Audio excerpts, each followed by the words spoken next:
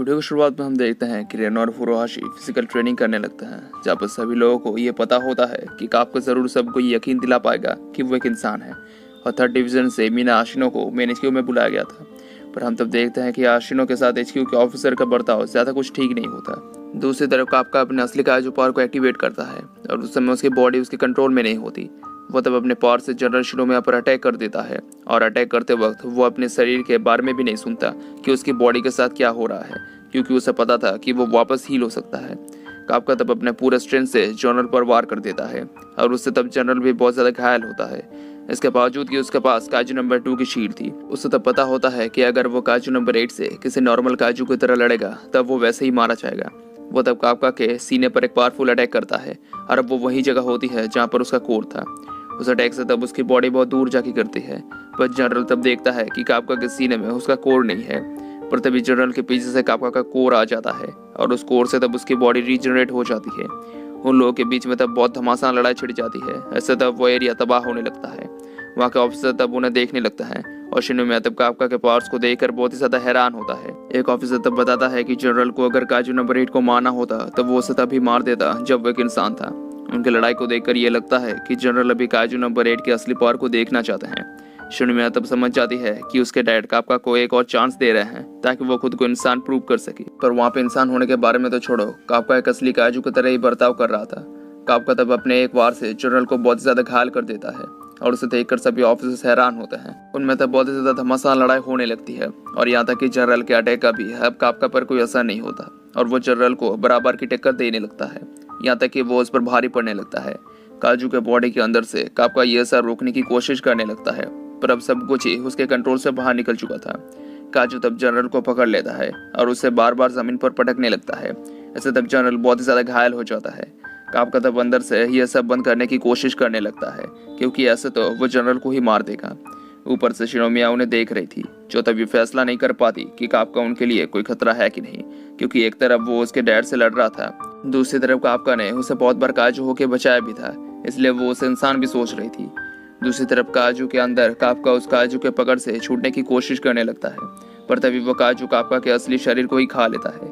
हमें तब पता नहीं चलता कि काफका जिंदा है कि नहीं। जनरल शिनोमिया तब एक कोने पर आ जाता है और उसकी सभी उम्मीद तब जा चुकी थी कि वो एक इंसान है, पर उसकी मौत उसके सामने थी। वो काजू तब उसे मारने ही वाला था, पर तभी हम देखते हैं कि काफका के काजू बॉडी ने अपने ही सीने के अंदर अपने हाथ को घुसा लिया था। वहाँ तब काजू के अंदर से काफका बताता है कि वो कोई काजू नंबर 8 नहीं है, वो है हिबिनो काफका। ये बोलते ही तब वो बेहोश हो जाता है और उसकी काजू बॉडी भी तब गायब हो जाती है। वहाँ पे तब एक ऑफिसर काफका को मारने के लिए रेडी होता है, पर जनरल तब उसे रोक देता है। हम तब देखते हैं कि वो ऑफिसर फर्स्ट डिवीजन का कैप्टन नारुमी था। जनरल तब उसे बताता है कि काजू नंबर 8 उसकी उम्मीदों से भी ज्यादा पावरफुल है। जनरल तब काफका को मेडिकल ट्रीटमेंट के लिए ले जाने कहता है, क्योंकि उसका कोर जरूर डैमेज हो चुका था। कुछ देर बाद फिर से उनकी मीटिंग शुरू होती है, जहाँ पर फैसला होने वाला था कि काजू नंबर 8 यानी हिबिनो काफका के साथ क्या होने वाला था। सभी ऑफिसर्स के साथ अब वहाँ पे आशिनो भी होती है। ऑफिसर तब बताते हैं कि उनके रिपोर्ट के हिसाब से कैप्टन आशिनो काफका को बहुत पहले से जानती थी, पर तब काफका के साथ क्या होगा वो कैप्टन के हाथों में भी नहीं था। आशिनो तब बताती है कि ट्रायल के समय काफका का स्कोर कुछ ज्यादा खास नहीं था और उसे स्पेशल ट्रीटमेंट या ऐसा कुछ भी नहीं दिया गया था। सिर्फ वाइस कैप्टन होशिना के कहने पर उसे थर्ड डिवीजन में लिया गया था। वो तब उन्हें वो सब बताती है कि डिफेंस फोर्स ऑफिसर होते समय काफका ने क्या कुछ किया था।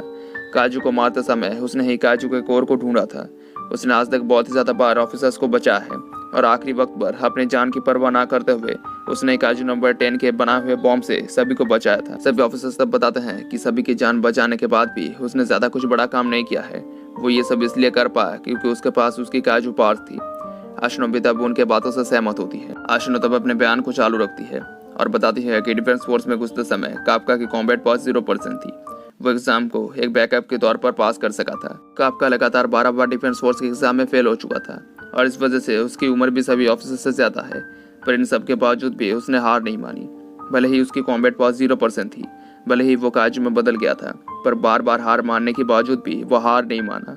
पर जो भी हो जाए वो लोगों को बचाता गया।